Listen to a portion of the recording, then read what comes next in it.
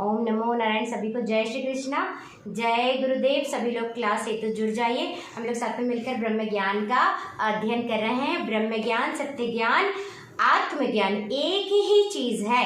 या उपनिषदों की वाणी कहें, या गुरु का ज्ञान कहें, या सत्य का ज्ञान कहें, या हमारा ज्ञान, ये सब एक ही है। हम ही है ब्रह्म। जीव और ब्रह्म अलग अलग नहीं है। जीव ही ब्रह्म है, यानी हम ही ब्रह्म है, हम ही ईश्वर है। और यही सत्य ज्ञान है, यही ब्रह्म ज्ञान है। यही 6 महावाक्यों के द्वारा भी बताया गया है हमारे उपनिषदों में, जो कि है तत्त्वम् असि। इस तरीके के सारे जो 6 महावाक्य हैं, उन सभी का अर्थ यही है कि हम ही है ईश्वर, हम ही है ब्रह्म, और हमारे सिवा कुछ नहीं। एकम ब्रह्म द्वितीय नास्ति, ब्रह्म सत्यम जगत मिथ्या। जगत मिथ्या इस तरीके से है कि ये सब हमारे ही अंदर सारा सृष्टि स्थिति लय हो रहा है, लेकिन ये सब टेम्पररी है।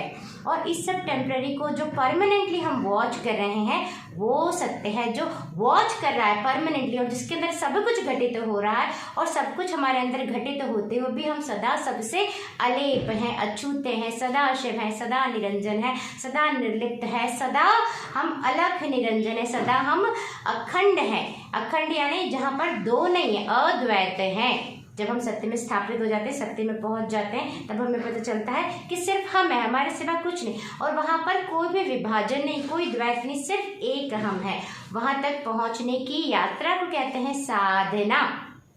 और मार्ग कई सारे, हमें बहुत सारे हमारे सनातन धर्म ने मार्ग दिए, लेकिन सभी मार्गों से हम पहुंचते वही हैं जो सत्य है, जो गुरु है, जिसे आत्मा कहें, जिसे भगवान कहें, जिसे हम अखंडता कहें, तुरीय कहें, ब्राह्मी चेतना कहें, कुछ भी कहें। और वहां तक पहुंचने के लिए मन का चुप होना और शक्ति का पूर्ण रूप से जागृत होना, दोनों का एक साथ होना अति आवश्यक है। अति अति अति आवश्यक है। इसीलिए हमारे सनातन धर्म में देवी की कृपा कटाक्ष की इतनी इतनी इतनी महिमा है। यानी देवी की कृपा जब हम पर बरसती है। इसीलिए मैंने कहा ना कि जो गुरु कृपा है और जो देवी की कृपा है वो एक ही है। जैसे हम पहले से जो लोग भी मुझसे जुड़े उन्हें पता होगा कि मुझे भी पूर्ण गुरु कृपा, जिसे कहते हैं पूर्ण गुरु कृपा का प्रसाद कब मिला। एक तो वो गुरु के आदेश का शब्दशः पालन करने से गुरु प्रसाद मिलता है, यानी सत्य। और दूसरा जो हमने सौंदर्य लहरी पढ़ी, तब हमें पूर्ण रूप से इस जीव को गुरु कृपा मिली। तो सौंदर्य लहरी यानी देवी का कृपा कटाक्ष, यानी देवी की कृपा, यानी वो ऊर्जा, देवी की ऊर्जा। तो देवी की ऊर्जा के बिना, यानी श्री की परिपूर्णता, श्री चक्र की परिपूर्णता और मन के चुप हुए बिना हम ब्राह्मी चेतना अखंडता तक नहीं पहुंच सकते। तो इसीलिए उसे कृपा कहते हैं, गुरु कृपा। इसीलिए कहा गया है गुरु कृपा ही केवलम, गुरु कृपा ही कैवल्य है, गुरु कृपा ही भगवान प्राप्ति है, भगवत प्राप्ति है, सत्य की प्राप्ति। गुरु कृपा से ही हम अपने सत्य स्वरूप में स्थापित हो जाते, जो कि शिव है। उसमें एक बार भी स्थापित होने से अपने ब्रह्मन स्वरूप में, ब्रह्म पद में, उसके बाद हम क्या हो जाते हैं, ब्रह्मनिष्ठ, सत्यनिष्ठ, उसके बाद हो जाते हैं। और उसके पहले हम रहते हैं साधक। वहां पर जाके हमारी साधना की परिपूर्णता को हम प्राप्त कर लेते हैं, साधना के चरम को। उसके बाद फिर अधिक से अधिक उस सत्य में स्थापित रहना। और अगर सत्य में नहीं भी स्थापित हो तो हम सत्यनिष्ठ हो जाते हैं। हमें यह पता है कि हम ही हैं और हमारे ही अंदर सब कुछ घटित हो रहा है। सारा का सारा जो घटित हो रहा है वो शक्ति का खेल है, शक्ति की क्रीड़ा है। ये सारे का सारा जो यूनिवर्स है, ये शक्ति देवी माँ का ही क्रीड़ा स्थल है, लीला स्थली है। तो इस तरीके से हम सत्यनिष्ठ ब्रह्मनिष्ठ हो जाते हैं, जिससे कि हमारे कर्मों में दिव्यता आ जाती है, हमारे जीवन में धर्म आ जाता है, हमारे जीवन में हम भय मुक्त हो जाते हैं, हम चिंता मुक्त हो जाते हैं।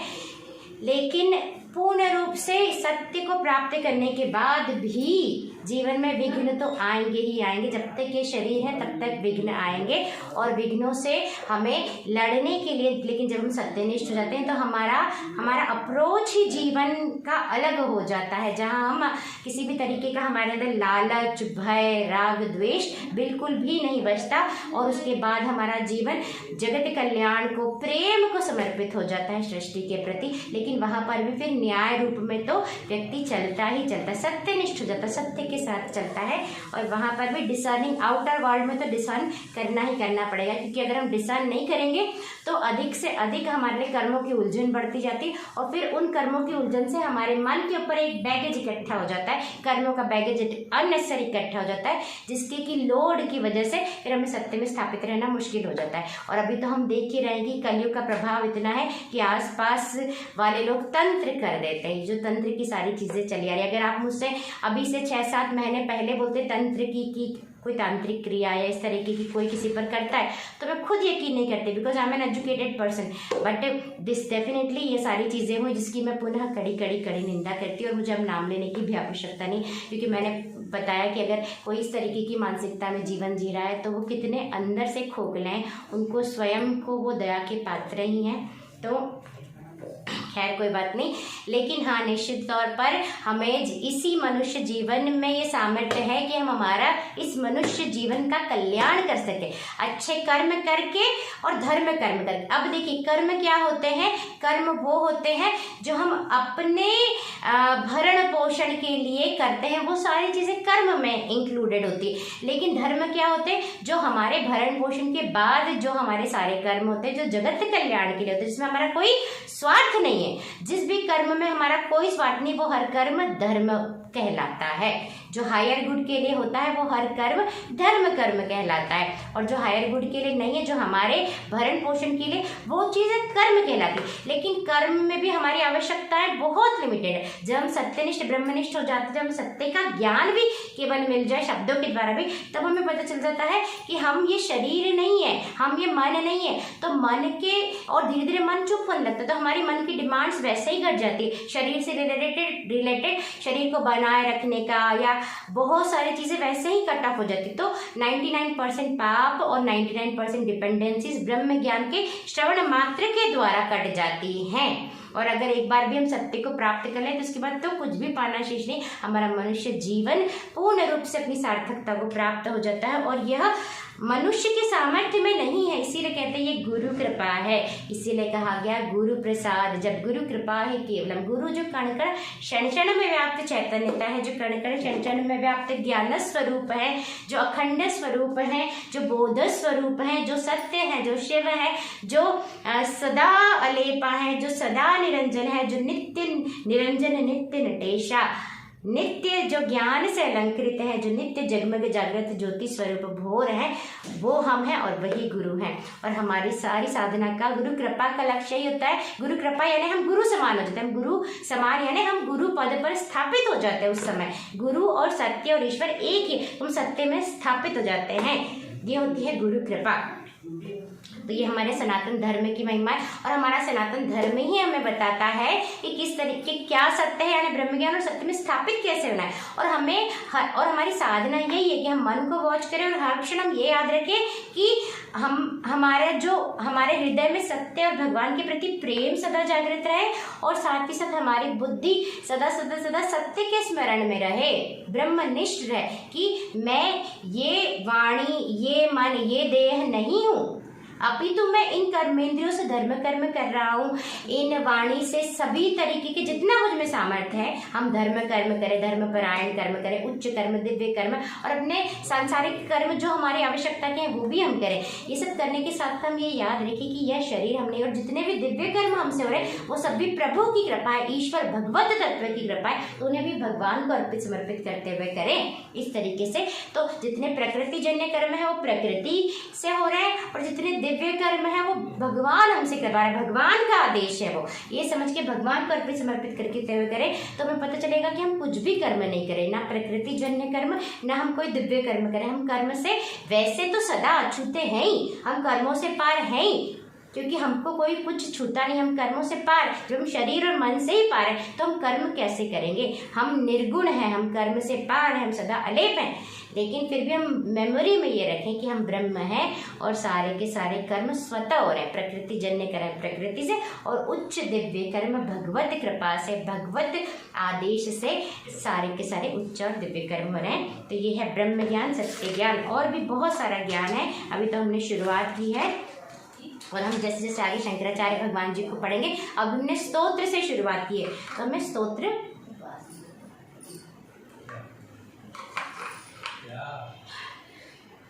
पढ़ने और सुन रहे हैं हम स्तोत्र को।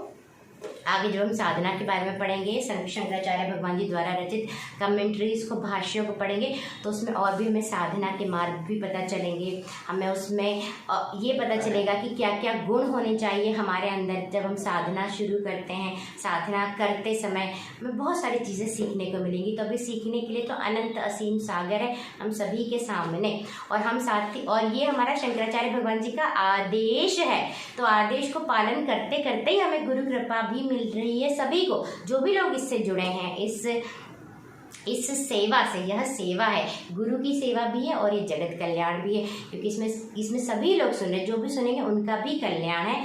तो हम कहीं पर भी ज्ञान मिले तो हम इसी भाव से बैठे कि वहाँ से हमें कल्याण ही मिलेगा, क्योंकि ज्ञान बोलने वाले का नहीं होता है, वो सदा गुरु से आता है, वो सदा उपनिषदों से आता है, वो सदा सत्य से आता है। तो बोलने वाला तो सिर्फ इंस्ट्रूमेंट होता है। अब हम आगे की रीडिंग करते हैं, गुरु को आभार व्यक्त करते हुए। ओम गुरु, ओम गुरु, गुरु नमो नमः, गुरु ओम गुरु, गुरु नमो नमः।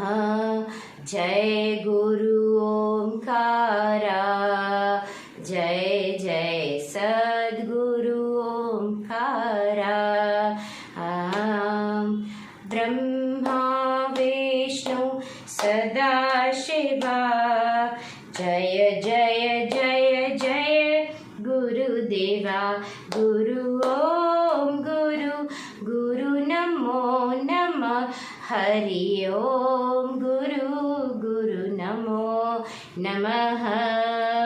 शंकराचार्य भगवान की जय, गौरा मैया की जय, स्कंद भगवान की जय, सुरेश्वराचार्य भगवान की जय, शारदम्बा मैया की जय, श्रृंगेरी परम पावन धाम की जय, मंडलेश्वर धाम की जय, नर्मदा मैया की जय, भारत भूमि की जय, सत्य सनातन धर्म की जय, गुरुदेव भगवान की जय, अपने अपने माता पिता गुरुदेव भगवान की जय, विद्या की जय।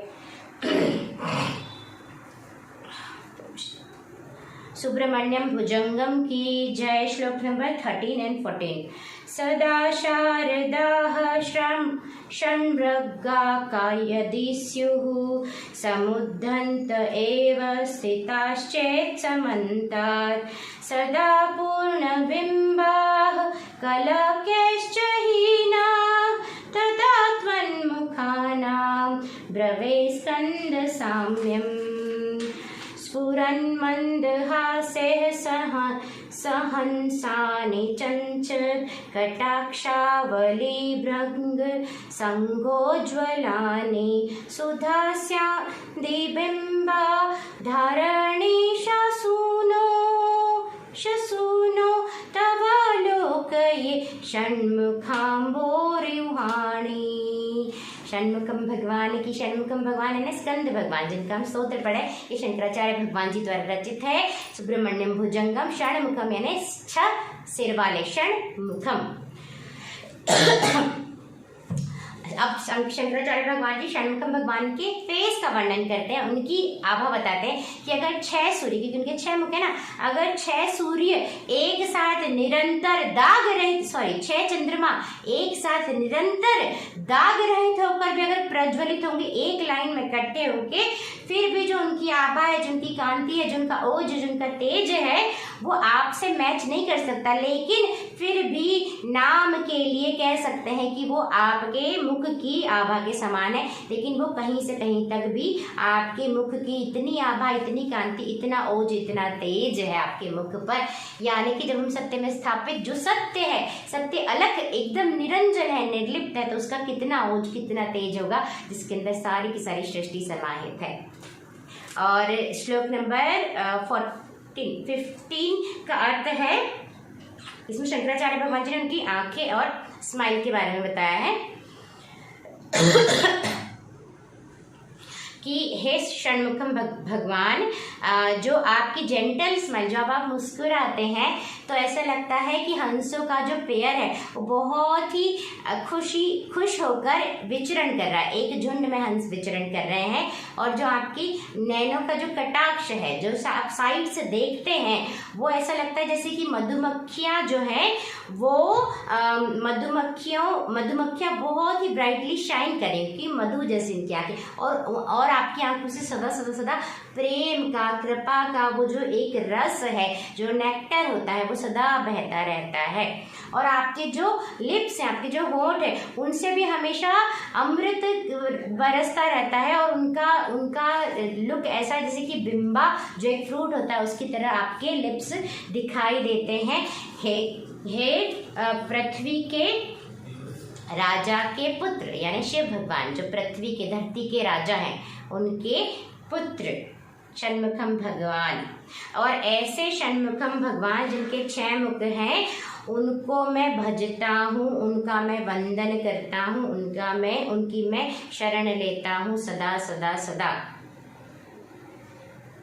जो कि 6 कमलों की तरह सदा सदा सुशोभित हैं और समस्त जगत को अपनी आभा, अपनी कांति, अपने ओज, अपने तेज, अपने प्रेम, अपनी कृपा से परिपोषित कर रहे हैं, और अपनी उज्ज्वलता से, अपनी निर्मलता से ज्ञान स्वरूप बनकर बता रहे हैं, और उसी की वर्षा बरसा रहे समस्त सृष्टि पर। तो ऐसे षणमुखम भगवान की हम भी शरण लेते हैं, उनके ऐसे 6 मुखों को हम भी प्रणाम करते हैं बहुत बहुत प्रेम और आभार के साथ। और ऐसे षणमुखम भगवान के नेत्रों की कृपा, ऐसे षणमुखम भगवान की कृपा कटाक्ष को भी हम प्रणाम करते हैं, उनकी कृपा कटाक्ष पाने के लिए हम प्रार्थना करते हैं, यानी नेत्रों की कृपा, यानी शक्तिपात, कृपा कटाक्ष यानी। तो अब हम आगे की रीडिंग के लिए कल पुनः मिलते हैं, तब तक के लिए जय श्री कृष्णा, जय गुरुदेव। हम जीवन में अच्छे अच्छे कार्य भगवान को अर्पित समर्पित करते हुए करते रहें,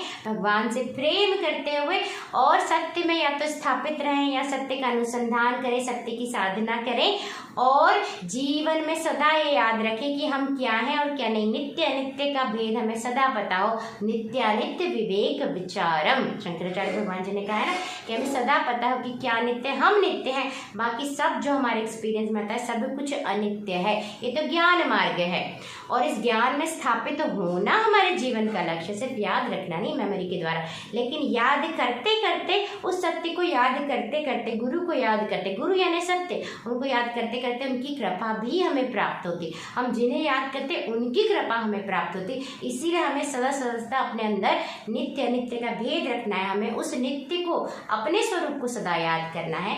तो हम जहाँ पर हमारा फोकस और अटेंशन लगाते हैं, जिनसे हम प्रेम करते हैं, उस प्रेम में हम घुल जाते हैं, यानी जो अलग से मैं आकर खड़ा हो गया, ये सत्य में घुल जाएगा, गल जाएगा, और फिर सिर्फ सत्य जगमगाता है। हम सत्य में यानी गुरु कृपा में स्थापित हो जाते हैं। हरिओम तत्सत। कल हम पुनः मिलते हैं, तब तक के लिए जय श्री कृष्णा, जय गुरुदेव। आप सभी को मेरा बहुत बहुत प्रेम प्रणाम और आभार, और सभी को पुनः नवरात्रि परम पावन पर्व की बहुत बहुत शुभकामनाएं। नर्मदा मैया की जय, गंगा मैया की जय, भारत मैया की जय, वसुंधरा मैया की जय, श्री हरि नारायण भगवान की जय, पूर्ण ब्रह्म नारायण भगवान की जय, सच्चिदानंद भगवान की जय। कल पुनः मिलते हैं।